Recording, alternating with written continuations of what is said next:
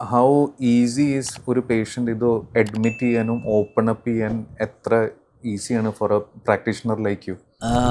നമ്മുടെ ഒരു പ്രധാനപ്പെട്ട ഒരു അഡിക്ഷൻ ട്രീറ്റ്മെൻറ്റിൻ്റെ പ്രധാനപ്പെട്ട ക്രക്സ് എന്ന് പറയുന്നത് എനിക്ക് ഇങ്ങനെ ഒരു അസുഖമുണ്ട്, ഐ നീഡ് ഹെൽപ്പ് എന്ന് സമ്മതിക്കുക എന്നുള്ളതാണ്.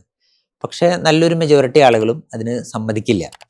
അപ്പോൾ നമ്മളൊരു മോട്ടിവേഷൻ എൻഹാൻസ്മെൻറ്റ് തെറാപ്പി, നമ്മുടെ ഒരു സയൻറ്റിഫിക്കലി പ്രൂവൺ തെറാപ്പി അതാണ് മോട്ടിവേഷൻ എൻഹാൻസ്മെൻറ്റ്. അപ്പോൾ അതിൽ നമ്മൾ ആളെ മോട്ടിവേറ്റ് ചെയ്യുകയാണ് to make a treatment decision. അദ്ദേഹം തീരുമാനിക്കാത്തടത്തോളം കാലം നമുക്ക് അദ്ദേഹത്തെ സഹായിക്കാൻ പറ്റില്ല.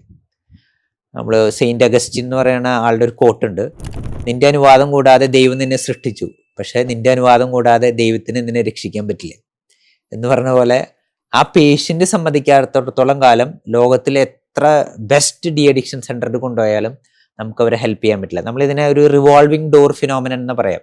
ഒരാൾ അഡിക്ഷൻ നിർത്തി എന്ന് പറയുകയാണെങ്കിൽ, കുടി നിർത്തി എന്ന് പറയുമ്പോൾ അദ്ദേഹം മരണം വരെ കുടി നിർത്തിയിരിക്കണം.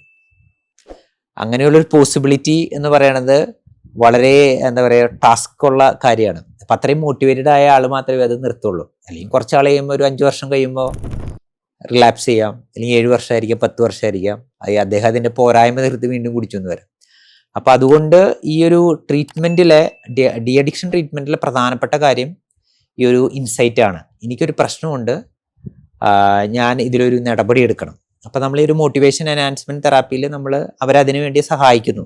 നമ്മളൊരിക്കലും we always give responsibility to them. നമ്മൾ റെസ്പോൺസിബിലിറ്റി എടുക്കില്ല. അപ്പം നമ്മുടെ അടുത്ത് വരുന്ന ഒരാളോട് ആദ്യം പറയാം, നിങ്ങളുടെ കുടി നിർത്താനോ അഡിക്ഷൻ നിർത്താനോ എനിക്ക് ഉത്തരവാദിത്വമില്ല, നിങ്ങൾക്ക് അതൊരു പ്രശ്നമാണെന്ന് തോന്നുകയാണെങ്കിൽ നമ്മൾ ഹെൽപ്പ് ഔട്ട് ചെയ്യാം എന്നുള്ള കാര്യമാണ്. അപ്പോൾ first thing is that to help them to be aware of their condition, where they are standing.